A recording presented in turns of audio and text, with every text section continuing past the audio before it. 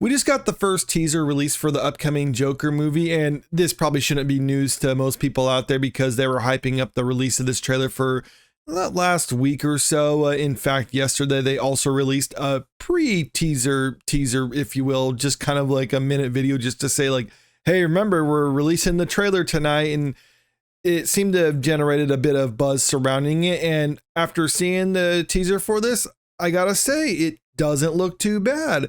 I was initially kind of apprehensive about the concept of making this a musical, but at the same time, I still maintained I can see them making it work if it was handled in the proper manner. And it looks to me they're kind of going around the route I thought they were going to do. And I have an interview with Todd Phillips that he kind of says as much that I'll get to in a moment. But first, let's just kind of go into this article from Variety, kind of going into the trailer and talking about it. The clown prince of crime and Harley Quinn want you to know what the world needs now is love. Seems a little on the nose if you ask me, but let's continue. That's the message of the first trailer for Joker Folie, Deux, which sees Joaquin Phoenix reprise his role as Arthur Fleck, who later becomes Batman's notorious foe, and conspire with Lady Gaga as an equally twisted Harley Quinn. The dark and gritty footage begins at Arkham Asylum, where Joker is locked up at the end of the first film as Arthur Fleck has a deranged meet-cute with another patient. You guessed it, Gaga's Harley Quinn. After the chance encounter, they plan to break out of their straitjackets and take on the world beyond their padded cells. That brings them to the streets of Gotham, where they maniacally dance and twirl around the city. That's one way to put it. They break out of their padded cells so they can dance and twirl around the city. But this is also kind of leading into what I think a lot of the criticism people have with this sequel, or the concept of the sequel, and that's they're making it a musical. And that is definitely a bold choice, to say the least, to turn the first movie and then make the second one a musical. But I don't think it's as crazy as what some people might say. Now, this is definitely a bold choice, and it's a sink or swim sort of situation, I think, when it comes to this movie. But I can see them making it and making it actually work. And the reason is, if you watch the first movie, even though we're kind of following Arthur or the Joker throughout the whole movie, we're not necessarily too far into his head. We can see things through his perspective on certain situations, because he does have those delusions about having his girlfriend and things like that. But for the most part, we're not seeing things through his perspective, only just glimpses of that. And I think this movie is diving further into that with the shared like psychosis of the two characters, because that's pretty much the whole meaning of the title. Folie Deux is basically means shared madness. And I think since their minds are almost like in sync, we're seeing the world through their perspective for the first time. And their perspective is basically a musical. And this sounds like a strange concept, but go back and watch the first movie again, because I got this clip pulled up from here where it's Joker, a scene from it, but they take away all the music, and it's obviously played for laughs because in real life, the music isn't playing. This is just all in Joker's head. But just look at this for a second here.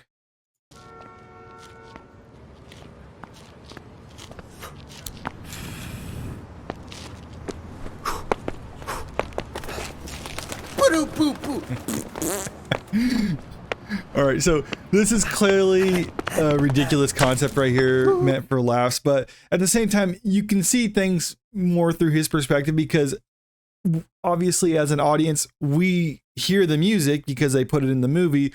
But if it was real life, no, this is what you would see. It's just some random guy dancing down the stairs, and that's part of the joke of this whole situation. In fact, that's one of the things you're right here. The cops, when they see him dancing down the stairs, it's just Arthur, kind of weird and awkward.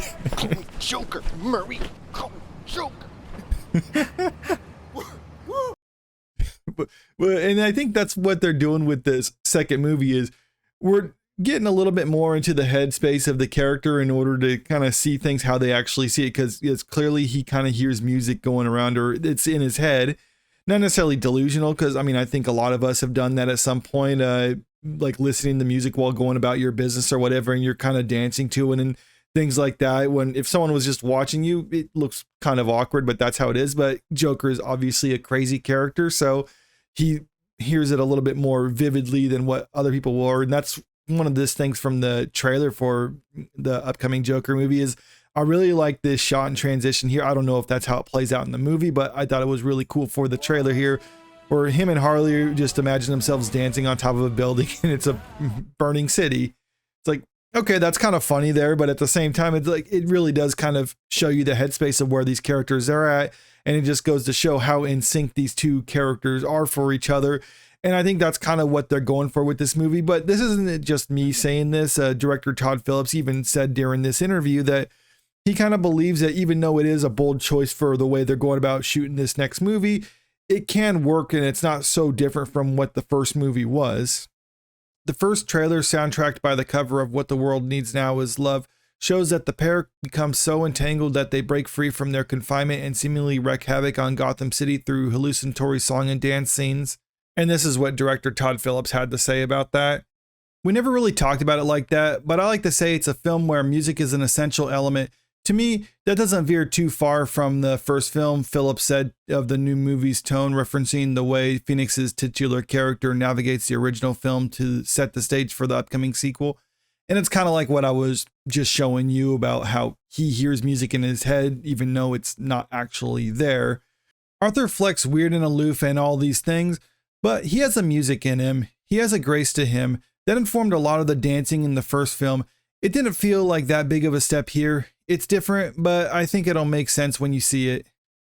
I think a lot of this ultimately comes down to whether or not you trust Todd Phillips as a writer and director. I don't think the guy's perfect, but he's done a lot of good stuff out there. So I'm willing to give it a shot, especially after seeing the trailer, because some trailers, when they're released, you watch it and you're thinking like, yeah, that looks terrible.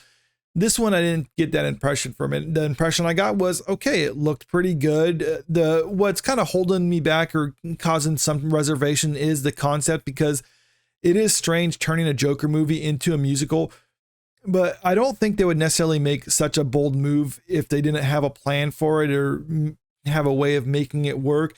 Now, if you're someone who just doesn't like musicals whatsoever, then yes, you're probably not going to enjoy this movie.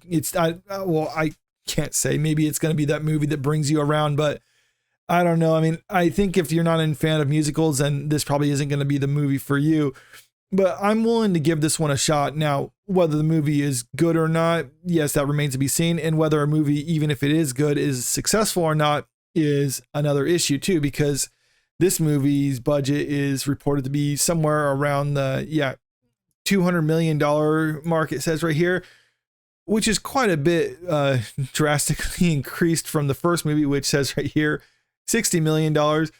So it's entirely possible that this movie is actually still pretty good, but it's also a box office failure, because the first movie grossed over $1 billion.